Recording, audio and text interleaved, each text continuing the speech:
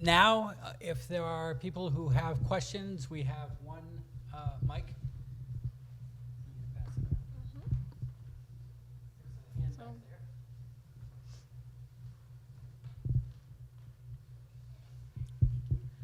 Just briefly, is there any movement about consumer responsibility and animal rights groups that are reacting to any of this as far as the people taking responsibility for consuming cattle, for example, or can you say anything about that?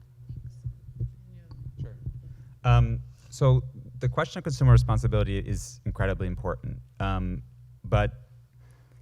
So we know that British Petroleum in the 80s and 90s created this campaign of recycling to try to remove the responsibility from the oil companies that were, producing and creating oil and doing all the political lobbying to make sure that they could keep making as much profit as possible, to talk about recycling. So it's all of our faults. So I have the same responsibility as BP and Exxon does. And obviously that isn't true, but it was incredibly effective.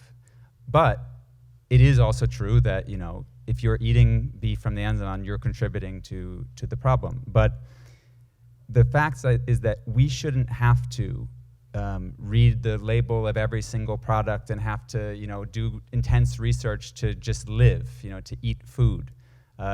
Because we need legislation and regulation and corporate responsibility so that you don't have to make this choice. I mean, choosing whether or not to eat meat is a different question, which completely legitimate as well. But if you are going to eat beef, you should not have an option on the shelf that is deforestation and slave labor, but not labeled that way. And then right next to it, there's another one like, oh, I don't know which one's fresh or which one's. I say, oh, I have to do a dissertation to figure out. That's ridiculous. And that is something that if we only focus on consumer choice, then it's letting those major actors that are responsible for this off the hook. We live in a society where that's not the situation currently. So it is important that people care about this and make these choices. And if you want to make the choices for yourself and it makes you feel better and you're doing, it is a better thing to do. But it's important that you take that and we expand this so that you're using these choices as a point of leverage and of conversation so that we're working together to create coalitions to demand this accountability on a larger scale than just each individual choice. Because one by one, it's not going to happen, right? Like not everybody's coming to Rizzoli on a Monday evening to learn about the Amazon. It just, and you shouldn't have to. And that's the point that I think is really important. But it's a very good question, and it's something that needs to be talked about more.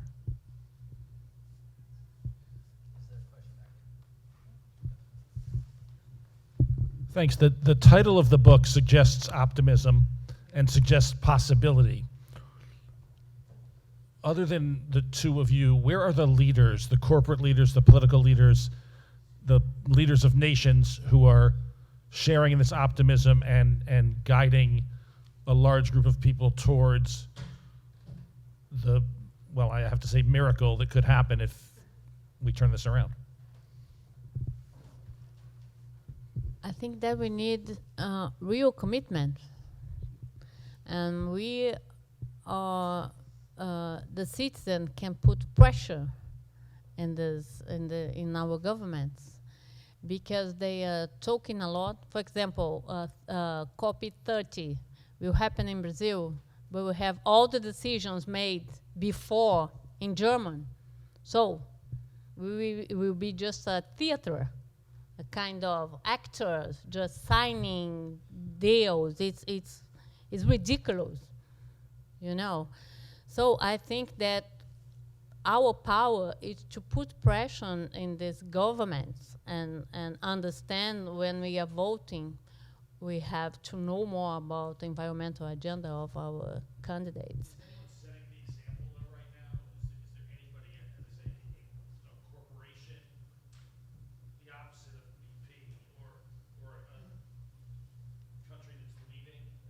There are so many wonderful examples in the book that if you were to buy it, I would. No, I'm kidding. No, there are examples, and you're absolutely right that the title is optimistic. And the original subtitle, Dom's subtitle, was "Ask Those Who Know," because there are so many people that he has met in his 10 years of doing reporting for this book that are leaders that aren't always getting international recognition or don't even speak English or foreign languages, aren't traveling around, but are doing incredible things and setting examples that are being followed. Local leaders, regional. There's some politicians that are providing some hope, but also with the reality that they're dealing with. And one of the things that I write about in my chapter is some of the legislation that's happening through the EU, where they're creating laws that are requiring that all products coming from the Amazon have tracing set by their standards, not voluntary standards that JBS decides that they're willing to do because it's actually easy to get around. Like very rigid standards, and if you are caught violating them, then you are liable for a percentage of all of the sales that your company makes in the EU as a whole.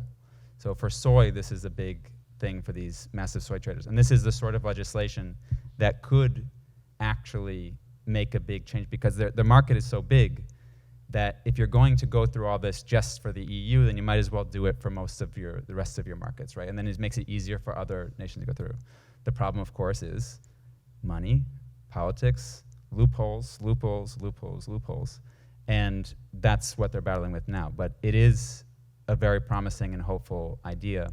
And there's another idea that, considering everything that I just talked about, the Lula government, maybe not very likely to happen, but is so elegant and beautiful that Marina Silva, who's this legendary environmentalist, and she's the environmental minister right now for the Lula government. She was a minister in the first Lula government and created 80% reduction in deforestation in just a few years, which shows, like, one of the reasons why I think Dom wanted to do this book. Like, if she could do that in that little amount of time, with everything being as messed up as it is, then that's a sign that it is really possible to make massive change without completely dismantling capitalism. You don't have to have this amazing.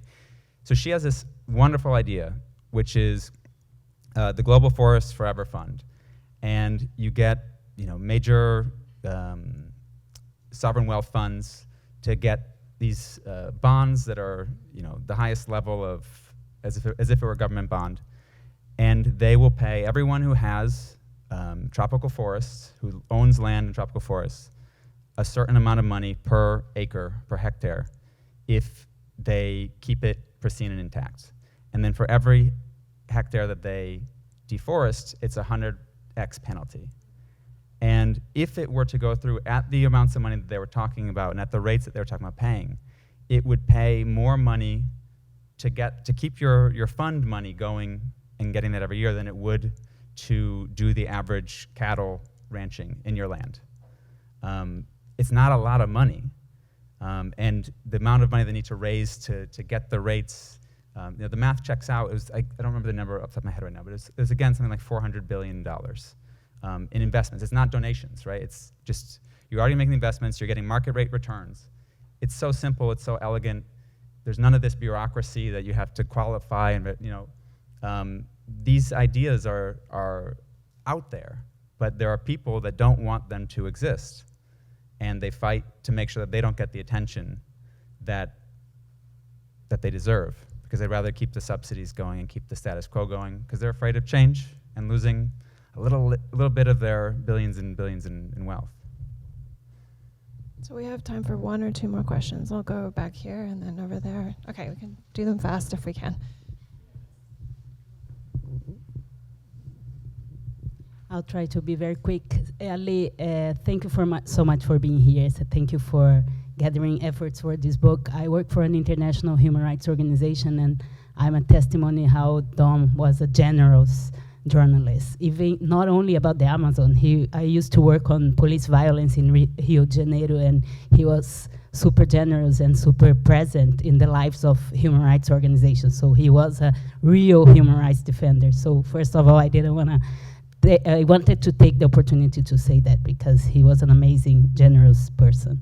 And my question is, So in the case of Don and Bruno, because of the international repercussion and the gravity of the issue, the perpetrators were brought to justice, right? You still see that Brazil and public prosecutors are being able to fight impunity, which is not the case for most of people who are killed or threatened because of crimes related to the environment. So this is one case among several others. Do you believe that this book, or what happened to Don and Bruno, unfortunately, have given light to the violence against people in the Amazon? Because I think Don would say, to save the Amazon, you need to save people who are there every day, putting their lives, as you said in the beginning. So do you believe that the book could play this role, and do you think things have changed because of what happened to them? I think not changed until today, but had to change. So I have to keep this belief to go ahead. You know what I mean? Because it's unacceptable. Who is living the front line, being threatened and being murdered, protecting one rainforest that all of us have the privilege to live here in Brazil or here, taking advantage about this protection. You know what I mean? Eliane Brum say one thing that I think, Eliane Brum is one of the journalists, writers, this book, and she said for me, Ale, when I was living in São Paulo, is a big Brazilian city, she said, I'm writing about Amazon, and I had no problem because I'm living in São Paulo. Now that I'm living in Amazon, I'm facing many times criminals in the supermarket. And I'm threatened. I'm under threat. I can go outside of my house at night.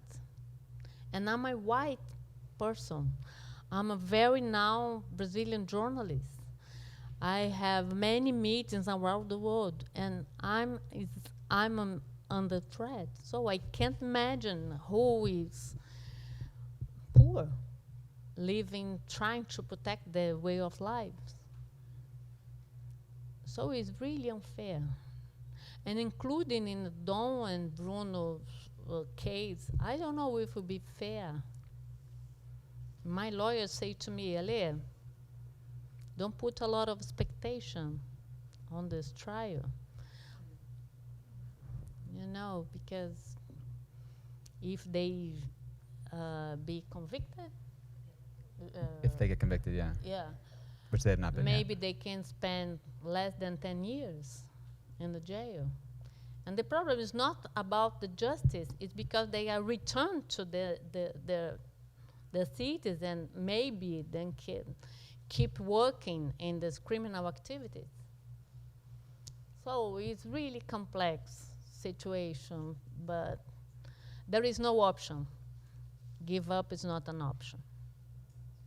And there's 3 people that were directly responsible for it that they've been indicted. 2 of them are in prison waiting trial. One of them is on house arrest. And there's all the people that helped hide the bodies. They're also been indicted. And just on the 5th, which was the anniversary of their death, the person who's their boss was just indicted. But they haven't been brought to justice, right? Like it's still pending. Brazilian courts, very slippery. It could take, maybe they'll get less than 10 years, but it could take more than 10 years for them to actually get a final sentence, you know? And there's so many ways to avoid responsibility. And there's just, and this is a very, very well-known international recognition case, but being a land defender or being a journalist in Brazil is one of the most dangerous places in the world. Colombia, Mexico. I mean, obviously, being a journalist right now, Gaza is far and away the most dangerous. But I had this conversation with Dom that I said to him, you know, you're this blue-eyed gringo, you're showing up in the middle of the Amazon. The people will know that you're just more trouble than it's worth to mess with you. Like, no one wants to bring that heat.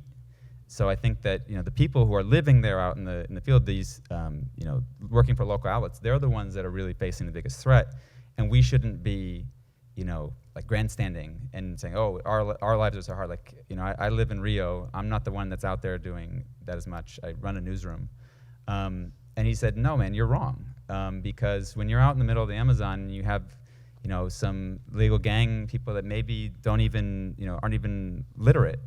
They don't know what the Washington Post or the Guardian is. They've never read it. They've never even heard of it. And they don't know who I am. They just know that I'm a guy there that's in their way for the thing that they need to get done. Unfortunately, Dom was right and I was wrong. Okay, I'm sorry to cut it short. We have time for one more. So if there's someone with a burning question, you want to? Hi, I'm a journalist, and I was lucky enough to go to the Amazon to write about they were going to be the part of it that was World Heritage Site, and in those days when they were just starting it, I went in the wet season or in the dry season, and it was very wet. I mean, it was just amazing, and there were very few people there, except for the people who actually had lived there. I'm sort of wondering how did that change happen so quickly over a couple of decades, one. And then two, we're here in the United States, and we have a sort of Bolsonaresque president right now. What would you suggest that we do as Americans to try to help rectify the situation? Because it is, I mean, it's disastrous for you all, but also for the rest of the world.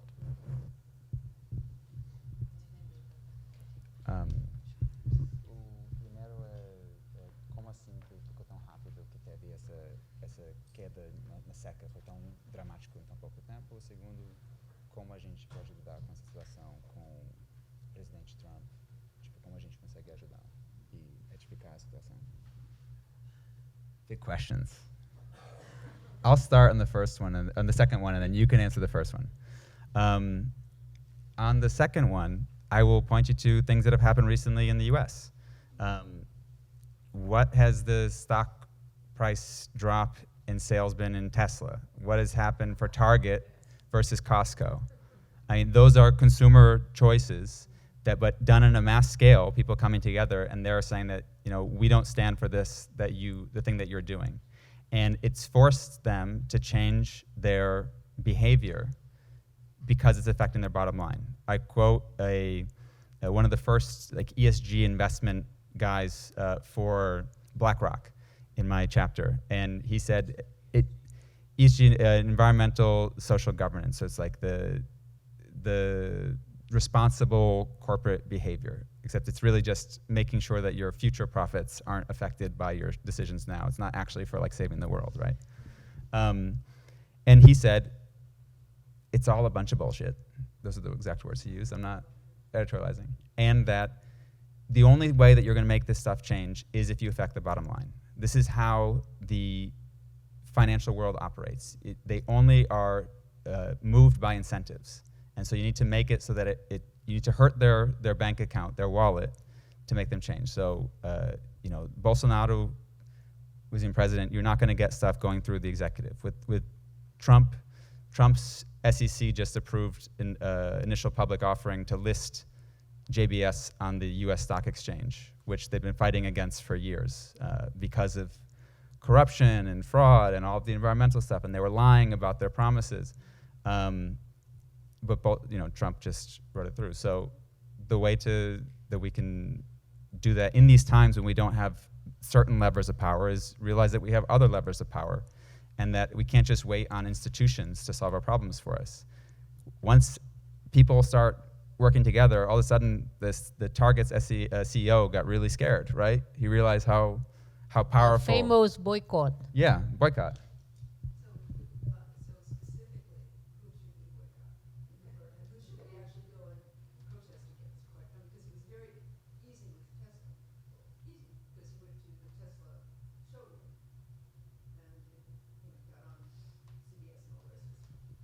There were cases during the Bolsonaro years where British consumers were boycotting their supermarkets so that they would not carry Brazilian beef.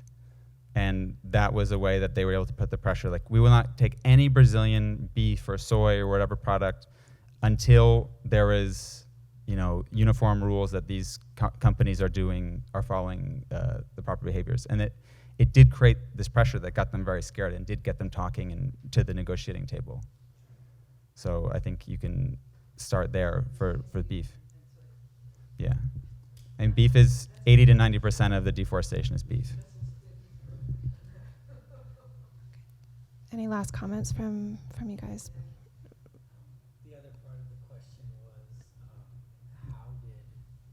I think if I understand the question, it was how did the conditions in the Amazon change so quickly? Well, I don't know, so quickly, over a decade or two. Right. I mean, it was literally. You visited when? Oh, gosh, probably in the early 90s. The last 30 years.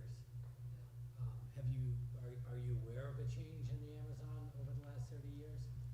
Well, I'm just into this subject after Don's death because I knew Amazon through the Don's eye. So I'm learning a lot. As you, I have a lot of questions. And I think it's my role and our role to assess good information, to know more and more. But as I know recent now, that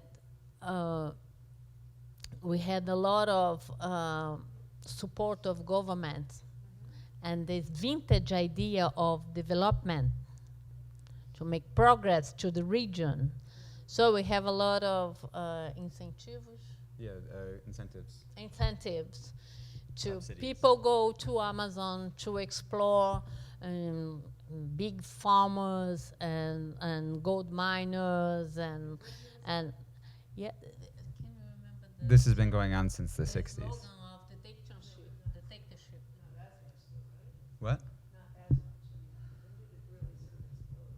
Well, so your question was, how did it happen so fast? This change from the dry season being wet to the dry season actually being dry. And if you look at photos from the last dry season, the rivers are just a trickle, which is just never used to happen. And the thing is, the scientists are asking the same question because they're shocked too. Nobody expected it to be something that was so dramatic, and this is just one perfect example of why you shouldn't mess with this stuff, because nature is smarter than us. It's much more complex than people want to realize. It's not just one input in, one output out. And so, which is why when you're constantly destabilizing on all these different levels and these different angles, and the ice caps in the Andes are shrinking, and that's the source of the Amazon's water as well. You start creating these multiplier effects that you don't know exactly how it's going to happen. So, the projections for how quick this could collapse or how terrible climate change can be, we're constantly getting new data that's scientists saying actually it's going to be worse, faster. And so that's why it's so important to not, play with fire, literally. Alessandra, Andrew, and Matt, thank you for being here tonight. Let's give them a round of applause.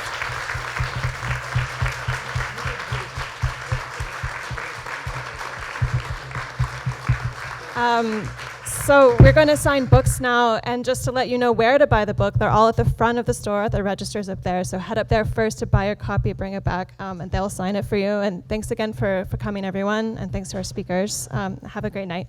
Thank you. Thanks.